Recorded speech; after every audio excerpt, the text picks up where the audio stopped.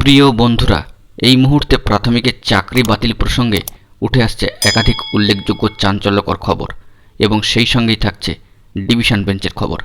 Breaking news, বিস্তারিত এই ভিডিওতে আলোচনা করছি। অবশ্যই ভিডিওটিকে শেষ পর্যন্ত দেখার প্রয়োজনীয়তা রয়েছে ও চ্যানেলটিকে এখনই সাবস্ক্রাইব করে সঙ্গে থাকুন। বন্ধুরা, উঠে আসছে অত্যন্ত চাঞ্চল্যকর আপডেট।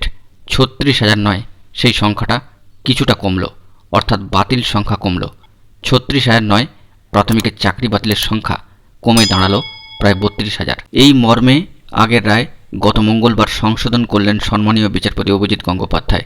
আবার এদিনই সিঙ্গেল বেঞ্চের চাকরি বাতিলের রায়ের বিরুদ্ধে মহামান্য কলকাতা হাইকোর্টের ডিভিশন বেঞ্চে আপিলের শুনানি হয় এবং আজ অর্থাৎ বুধবার দিন তা চলবে সম্মানীয় বিচারপতি সুব্রত তালুকদার মহাশয় এবং সম্মানীয় বিচারপতি সুপ্রতিম ভট্টাচার্যের ডিভিশন বেঞ্চে। রাজ্য তথা প্রাথমিক শিক্ষা পর্ষদের সঙ্গেই ডিভিশন বেঞ্চের দ্বারস্থ হয়েছেন চাকরিহারা শিক্ষক শিক্ষিকারা। চাকরি খারিজ প্রসঙ্গে ওই দিন সম্মানীয় বিচারপতি গঙ্গোপাধ্যায় বলেন, 2016 সালের নিয়োগ প্রক্রিয়া এত বেআইনিভাবে হয়েছে যে বাতিল করা ছাড়া উপায় ছিল না।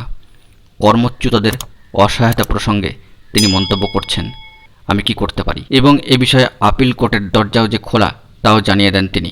ডিভিশন বেঞ্চে সেই আপিলের শুনানিতেই চাকরিহারাদের তরফের অন্যতম সম্মানীয় আইনজীবী কল্যাণ বন্দ্যোপাধ্যায়ের প্রধান যুক্তি ছিল, যাদের চাকরি কাড়া হলো সিঙ্গেল বেঞ্চে তাদের পক্ষই করা হয়নি এবং আত্মপক্ষ সমর্থনের সুযোগ না দিয়েই ফাঁসি দেওয়া হয়েছে। সম্মানীয় আইনজীবী জয়দীপ কর মহাশয় আবার পক্ষপাতের ইঙ্গিতে বলেন, সম্মানীয় বিচারপতি গঙ্গোপাধ্যায়ের উচিত ছিল এই মামলা থেকে নিজেকে সরিয়ে নেওয়া, কারণ তিনি একটি ইন্টারভিউ বলেছিলেন যে তিনি প্যানেল বাতিল করতে পারেন। কর্মরত শিক্ষকদের বক্তব্য সিঙ্গেল বেঞ্চের সামনে আসেনি। তবে যেহেতু সিঙ্গেল বেঞ্চ প্রশিক্ষিত কর্মচ্যুতদের ফের ইন্টারভিউ এবং অ্যাপটিটিউড টেস্ট নিয়ে নিয়োগের সুযোগ রেখেছে রায়, তাই ডিভিশন বেঞ্চ মন্তব্য করে, এই চাকরি হারাদের তো নেকড়ের সামনে ছুড়ে দেওয়া হয়নি, আবার ইন্টারভিউ এবং অ্যাপটিটিউড টেস্টের মধ্যে দিয়ে উত্তীর্ণ হয়ে আসতে বলা হয়েছে।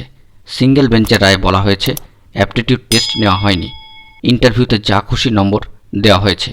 এর কি ব্যাখ্যা? প্রাথমিক শিক্ষা পর্ষদের দাবি, আইন অনুযায়ী সব করা হয়েছে। ইন্টারভিউ এবং অ্যাপটিটিউড টেস্টের মধ্যে পার্থক্য খুব সামান্য। 7 বছর আগে ইন্টারভিউ হয়েছে। এখন পরীক্ষকদের জিজ্ঞাসাবাদ করলে তারা ঠিক করে সবটা হয়তো বলতে পারছেন না। এভাবে পরীক্ষকদের জিজ্ঞাসাবাদ করা যায়? বিশাল তালিকা থেকে কয়েকজনকে জিজ্ঞাসার মানে কি? অনেকের ইন্টারভিউয়ে 9.5, 10 পাওয়া নিয়ে সিঙ্গেল বেঞ্চের তোলা প্রশ্নে পর্ষদের জবাব, হাজার হাজার প্রার্থী পরীক্ষা দিয়েছেন, তাই অনেকে একই নম্বর পাবেন, এটাই হতে পারে। বন্ধুরা, আপাতত এই খবরটি কিন্তু উঠে আসছে প্রাথমিকে চাকরি বাতিল প্রসঙ্গে।